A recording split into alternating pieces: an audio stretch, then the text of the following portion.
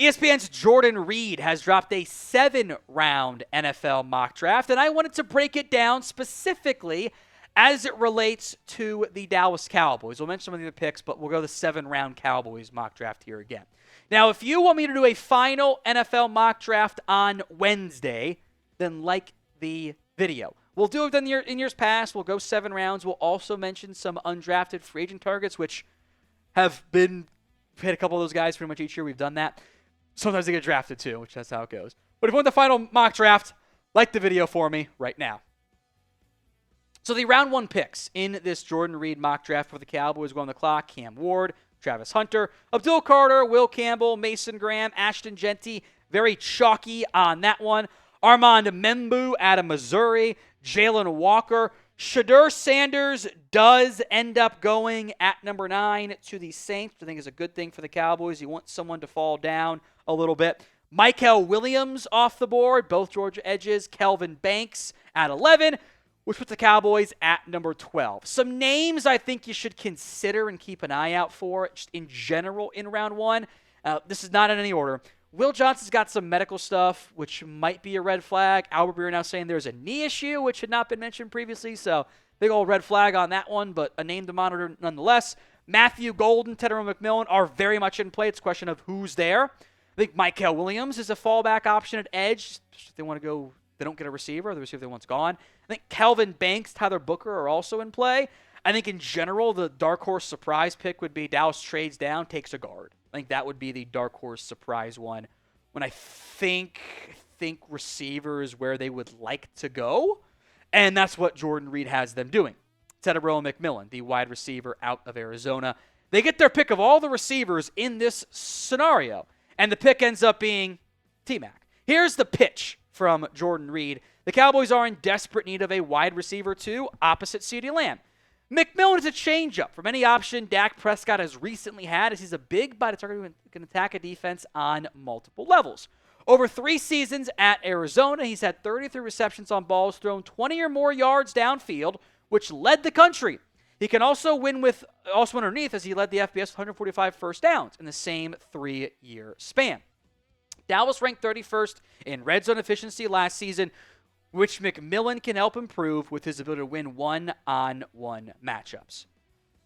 I think that's a pretty good sales pitch, isn't it? Like, hey, this guy brings you what you haven't had, and from the size point, he's right. And you've got some guys that are 6'2", you don't have one that's 6'4" and change. I think McMillan does some really good yak stuff at his size, too.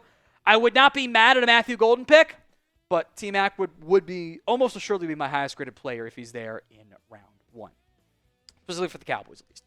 So who did the Cowboys end up taking with that first round pick? It's the pinned comment on today's show, so if the ad comes here on YouTube, take advantage of it. Head down there and go vote. Notable round 2 picks. Bit of a cornerback run. Maxwell Harrison to the Raiders. Savone Revel to the Saints. Donovan Jackson, 3 OSU players, by the way, to the Patriots. Travion Henderson to the Bears, which if they don't take Jeanty, makes a lot of sense there. Tyreek Williams out of Ohio State to the Jets as well. The round 2 pick from Jordan Reid was Quinshon Judkins. And this would be the new lead back for Ohio State. I think it's the draft, it's April, you never really know for certain. I think if the board fell that way and there's no Henderson, I could see the Cowboys not going running back and waiting until the 3rd round there. But Judkins is from Reid here. After passing on a running back in round 1, the Cowboys would get their game-changing rusher here. Judkins is an energetic, physical runner who is hard to bring down. He finished with over 1,000 yards and 14 TDs last season and is capable of being Dallas's RB1 right away. Judkins has 3 years of over 1,000 yards on the ground. Despite his volume going down in 2024, he split time with Sharon Henderson, still got to that 1,000-yard number.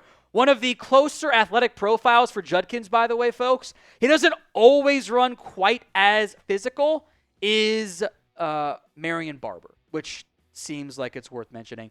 I have Judkins as a 2nd-round grade. He checked in at 52 on my board, so you're right there in the range of where he should probably end up going.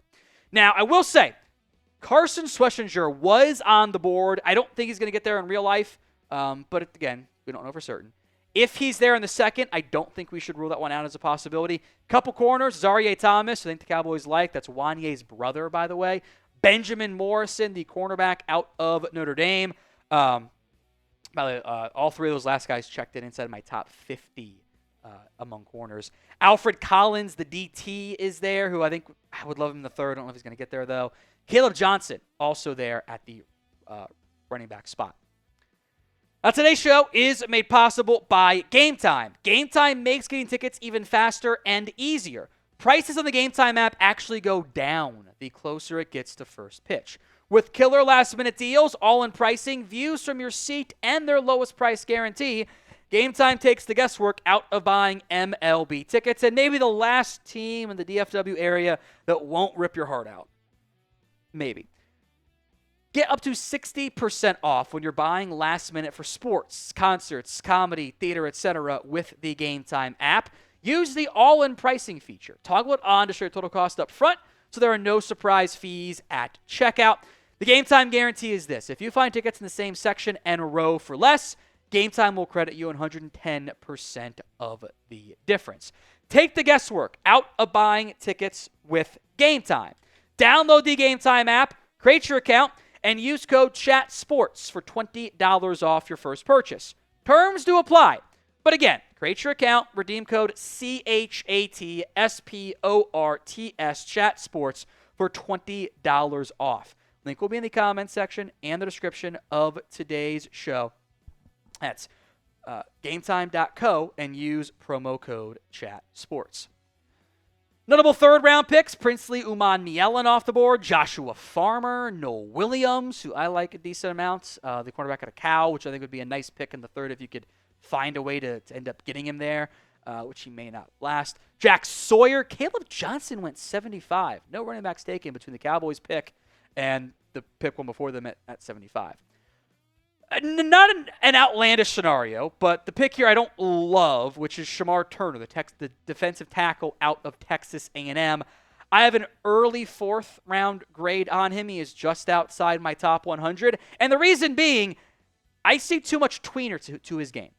The production dipped this past year from 11 TFLs and 6 sacks down to 6 TFLs and 2 sacks after A&M bulked him up, kind of moved him from edge to defensive tackle.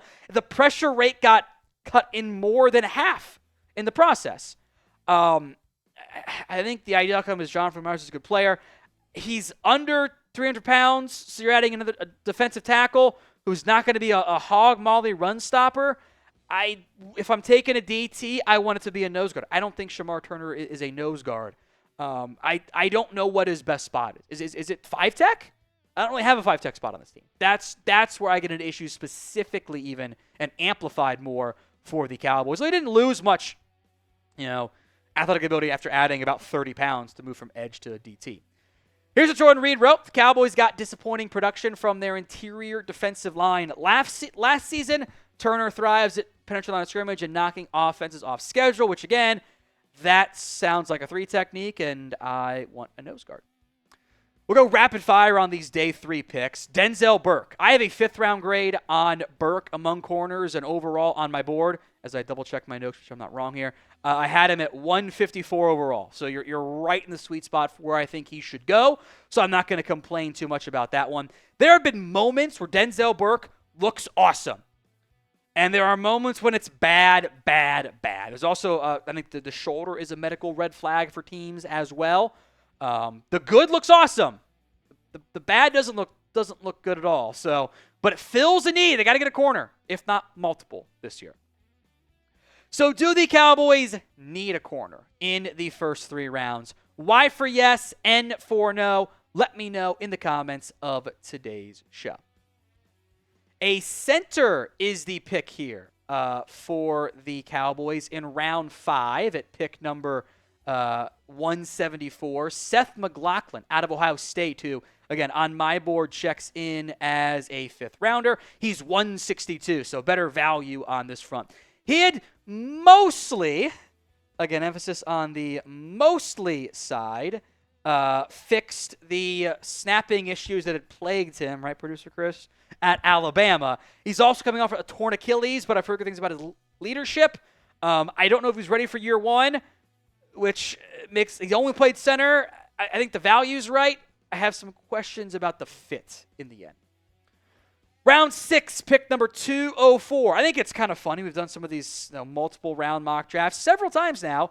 Carson Vincent has been mocked to the Cowboys, which is an off-type pick. They don't often take FCS smaller school players under the Will McClay era.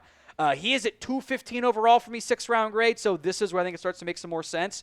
The athletic traits are wildly impressive. He's 6'7" and change. He's 314, 34.5-inch arms. He is built the way you want an offensive tackle to be built. He was terrible in the Senior Bowl. He was not good against Auburn. I think he's a year, if not 2 years away. But in the 6th round, you can make that guy your developmental pick. Round 6 again here. Jimmy Horn out of Colorado. This is I have him the 7th. I understand the interest there. He's 5'8" and change. He's 174. The production wasn't particularly good this year, but he offers return value. I would not be surprised if he went in this range. My issue with the fit is, he tested great straight line stuff, bad agility, kind of a red flag there overall. In the end, and the 3-cone, by the way, which came out afterwards, was a 3.72. It was not good. The overall RAS ends up being 4.49 once my guy updates the 3-cone there on the site. This is too much of hey, I just drafted Kevontae Turpin again, where I have a slot receiver, a gadget receiver who can only play the slot and offers return value. I kind of already have that guy in Dallas, who I just paid, by the way. Who is your day 3 sleeper you want the Dallas Cowboys to draft this year? Drop that player name or names if you want to be an overachiever for me in the comments of today's show. I love this pick in the 7th, by the way. 217 overall. Marquise Siegel out of Kansas State. I have a 5th-round grade on him. You get him at 217. That's a pretty damn good outcome. A lot of people have said him as a safety. I kind of wonder if he ends up being a nickel, which is where he played at Kansas State, by the way. But he tested great, a 4.37 40-yard dash, 38-inch vert, all those numbers. Green is good, right? He has too many missed tackles. He's not very big if you wanted to play him at safety, but he's a willing tackler. He will try. He has special teams value as well. Under 31-inch arms might be the Cowboys' biggest issue in the end. Round 7 pick 239, the East Tennessee State transfer, Chandler Martin out of Memphis. I did not do notes on him. I have 329 players. I just kind of go until I reach a good spot in each round or each position and see where I'm at. Martin was one of the top guys. I did not do at linebacker. Dane's got him at linebacker 26, if you want to value that one at all. I get the logic here, though, even though he is undersized, as you can tell. He's under 6 foot. 229, by the way, it is at his pro day, so kind of very, very light there. But he's fast, and he comes on special teams. So that I actually get quite a bit. Joshua Simon, the tight end out of South Carolina here, which I actually don't mind this one at all. This is, I think, a bit of a sleeper tight end prospect who put up some production this past year for South Carolina. Didn't show any drop-off at all, playing up a level. I have a 6th-round grade on him. He has fixed some drop issues that plagued him earlier in his career. He wasn't really used downfield, but he has the traits to be more involved. He's got, was 247, by the way, at his pro day, which might be a little bit of a I cut weight to run faster type of deal. But in the 7th, tight end, I have no complaints about that one at all. This is the ESPN Cowboys mock draft then, one time through. Tetairoa McMillan, the wide receiver out of Arizona.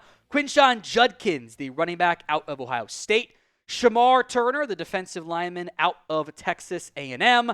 Denzel Burke, the cornerback out of Ohio State. Seth McLaughlin out of OSU. Carson Vincent from Alabama A&M. Jimmy Horn, Marquise Siegel out of Kansas State. Chandler Martin out of Memphis.